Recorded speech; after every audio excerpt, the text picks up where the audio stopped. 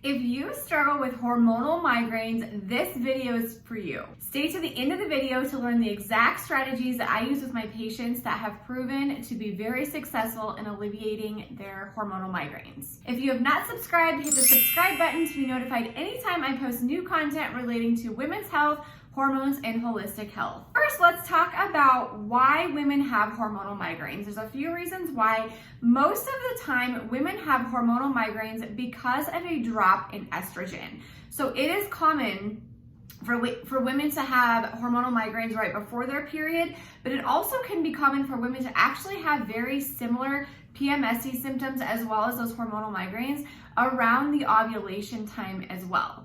Both times in this cycle are due to a drop in estrogen. So estrogen is our little friend who creates part of our menstrual cycle. It's a really dominant hormone throughout the menstrual cycle, but it also goes on a big roller coaster. So in the follicular phase, which is the time between period and ovulation, it goes on a big roller coaster, drops before ovulation, and then you ovulate. And then it also goes on a little bit of a roller coaster in the luteal phase, which is between ovulation and the start of your period, in which your body realizes by the end of the cycle, oh, we're not pregnant. Let's go ahead and plummet these hormones, go on a big decrease of both estrogen and progesterone to bottom out so we can start a new cycle the next month. So hormonal migraines are primarily due to this big drop in hormones, which so many women really struggle with the effects of this, and it can create, other symptoms besides just hormonal migraines, including things like mood disturbances, anxiety, panic, bloating, and all the other sort of PMS symptoms that we hear women talking about. There is also research that shows that actually a melatonin deficiency can also play a role in premenstrual headaches. So we'll chat about that here in just a second as well. So let's first talk about conventional treatment. If you have hormonal migraines, you're kind of like, some women are knocked flat on their back for even a few days each month or multiple times a month, like I said, around ovulation or the start of their period. Other women are able to maybe take a pharmaceutical like Imitrex or a Triptan or something like that and kind of make it through. Other women can take something like Excedrin migraine and maybe make it through. But moral of the story, it's not ideal, and it's definitely impacting our quality of life, which in my business and my sort of morals around healthcare, include improving women's quality of life in the best way possible. So if you are somebody who every month gets this sort of hormonal migraine, you go maybe to your OBGYN or maybe even primary care physician and tell them, hey, I'm getting these headaches all the time. They're probably going to tell you a few things. Like I said, you may be able to take like a migraine medication and that might be helpful for you, especially on an as needed basis. You also might be prescribed birth control. So a lot of, we've talked about this a lot. I do a lot of videos about birth control and what it's doing to your body, all of those different things that I'll link in the description below so you can watch those too. But a lot of prescribers will use, or physicians will use, birth control as a way to regulate your menstrual cycle. So it's sort of like a Band-Aid all-in approach to any sort of hormonal problem, any sort of period problem that women have. They're just sort of like, okay, let's just take birth control. And basically what birth control is doing is it's not regulating anything. It literally is just shutting off all of your own hormones. And I think it's important to just chat about this really quick because hormones are really important for our bodies. They do far, far more things for us than just reproduction and have a period. A lot of women get so frustrated with their hormones and they're like, oh my God, I just want them to be gone and away and not have them. But honestly, you guys, our hormones, especially estrogen and progesterone, are so amazing for us. They really do so many other things, including like bone health, brain health, heart health, metabolism. They have so many other impacts for us that make us feel really good. Now, obviously, we want these in the right range.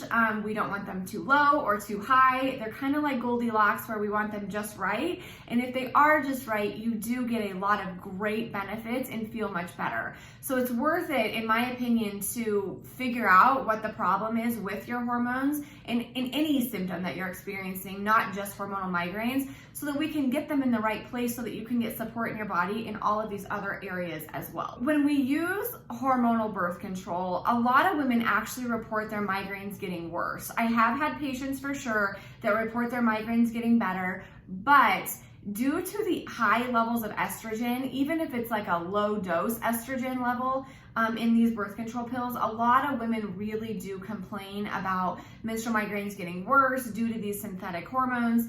And so it may be a solution for you, it may not, but like I said, my solution is always to make your own hormones work in the way that they should so that we get the good benefits of them as well. So I'm gonna go through right now and talk about exactly some natural remedies, exactly what I do for my own patients. I want to know in the comments below if you're struggling with menstrual migraines, and if you are struggling, what have you done to fix the problem or help yourself with it? Is it a medication, a pharmaceutical, herbs, vitamins, supplements? Tell me kind of in the comments what you've done to help your menstrual migraines. Okay, so let's go through the natural remedies, things that I use for my patients. So number one, you guys, wheat can be a big migraine trigger.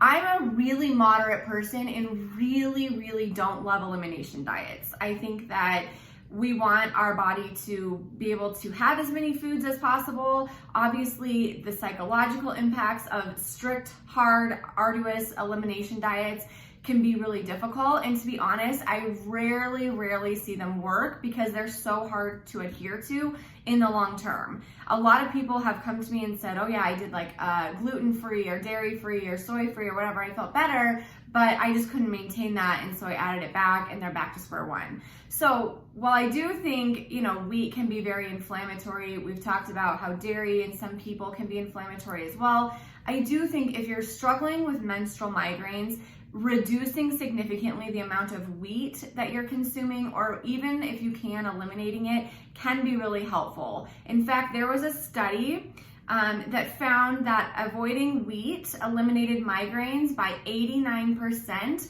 in patients. So that is a huge relief and a huge difference. And like I said before in other videos, we're so lucky now in 2022 that even if you're gluten-free and wheat-free, you can still enjoy some of the more like wheat-type foods and gluten-free versions of them. There's so many options now, and they really do taste much better. For those of you who have had celiac or have had to go gluten-free for decades before this, I'm sure that you can attest to how much easier it is now and how much more tasty it actually is. Number two is magnesium. You guys, magnesium is just a miracle little mineral for all of us. Magnesium is burned really quickly through the stress response, whether that's physical, mental, emotional stress, and magnesium is needed for over 3,000 different reactions in the body. So magnesium is literally one of the very first things that I recommend nearly everyone take. You can take it for the average person in a lotion, a spray. You can find like non-burning sprays out there. I like Ancient Minerals, topical ones. You can also take it in a capsule form. I prefer for migraine sufferers to take either a magnesium L-threonate, which Designs for Health on Wellabate has one that's called Neuromag, or a magnesium glycinate, because they cross that blood-brain barrier and can give us more of the effects of magnesium, because magnesium's mostly intracellular, which means it needs to go into the cell. Things that you're gonna find at like Walgreens or Costco or those different sort of like box stores are mostly going to be a mag citrate or a mag oxide, which do not cross your blood-brain barrier and mostly get absorbed by your large intestine. So they're great for having a bowel movement, but they're not necessarily going to improve your magnesium status, which is really what we're looking for, especially for migraine sufferers. In fact, there was a neurologist, his name is Alexander Moskoff from the New York Headache Center, and he recommends that all migraine sufferers be treated with magnesium. A lot of neurologists also recommend this, so they'll recommend kind of a combination of a magnesium with riboflavin or B2, and that can be a really beneficial little combination for migraine sufferers of really any sort, but especially hormonal migraine sufferers. Number three is, like I mentioned earlier, melatonin. So melatonin can actually reduce the frequency of hormonal migraines And it's also an antioxidant, which antioxidants are like little trash keepers in your body. So they're really helpful beyond, we think of melatonin mostly as sleep inducing, but it's actually, like I said, an antioxidant. So it can take out some of those free radicals and some of the trash and also help our body detox better, which is part of the problem with that estrogen drop that we talked about caused hormonal migraines. It helps your liver filter that through easier. And can also reduce inflammation. Melatonin also works with serotonin, which is a neurotransmitter in our brain. And at the end of our cycle, when this estrogen and progesterone is really plummeting, that also can be a huge impact to your serotonin and dopamine levels, which is why so many women also get kind of like anxious or ragey or irritable. That's a huge component of that too, in which melatonin can help. So the recommended dose for this is, about 0.5 to 1 milligram, which is really low. Mostly that's the dose for kids' melatonin and just taken in the luteal phase. Now, this is not medical advice, so please don't, just go out and do all of these things that I'm recommending. Talk to a healthcare provider, talk to your doctor, and figure out which one is right for you. But these are just some of the suggestions that I use with my patients to treat their hormonal migraines. Like I mentioned before, riboflavin or vitamin B2 can be a huge help in hormonal migraines as well. There was actually a study that has shown riboflavin to reduce migraines by up to 50%, and the dose used in this clinical trial was 200 milligrams twice daily. Again, please make sure that you're working with a provider. This is not medical advice, because I don't ever want to harm anyone from just giving out blanket advice, but these are just suggestions. I also want to chat because some people experience more end of their cycle migraines. So they'll bleed for a few days, maybe have heavy periods, and then they'll start to notice that their headache comes on more toward the end or even after they finish. This is most likely due to an iron deficiency, in which is a really broad, nuanced conversation in the fact that a lot of people actually believe that iron deficiency doesn't really exist. When we think about iron, and I know that you can get iron checked on a blood test, ferritin, your hematocrit, your hemoglobin, your iron binding capacity on your CBC, I get that. But the conversation around this that a lot of people are having, and more research is coming out on a daily basis, is minerals don't work in isolation. So it's really difficult to just add in iron or zinc or any of these sort of minerals without impacting the imbalance of other minerals. So in our body, our iron levels have what's called a recycling center. And so in this iron recycling center, it converts into different things to make this iron usable for our body. So I'm gonna do a whole video about iron sometime in the near future. So I don't wanna get into it so much in this video. It's a lot of science, but it has to convert into a usable form. And to do that, we actually need copper. A lot of people are more deficient in copper. And so what's happening is this iron that our body makes, that our food is fortified with, and if we take supplements with iron, is actually just accumulating in our tissues because we don't have the copper that is able to make it into a usable form. When iron accumulates in our tissues, that can actually cause a ton of inflammation. And like I said, there's a lot of research showing what that can cause. I will get into that in a video in the near future, like I mentioned. But moral of the story, if you're getting headaches at the end of your cycle, I would highly recommend taking a mineral complex, and in specific, beef liver. Beef liver is incredibly helpful at getting in all of these minerals in a food-based form, which is more bioavailable, and it's a much better way to get these minerals in because, like I said, none of them work in isolation. Beef liver actually contains iron, it contains copper, but it also contains iodine, selenium, zinc, B vitamins, vitamin A, vitamin E, so many other great things to just kind of help complete this cycle of supporting your minerals and vitamins from a really holistic food-based way. So again, work with your healthcare provider, get your iron levels checked if you're having them at the end of the cycle so that we know what a ferritin count is for you, what a CBC looks like, because that can definitely be a big cause.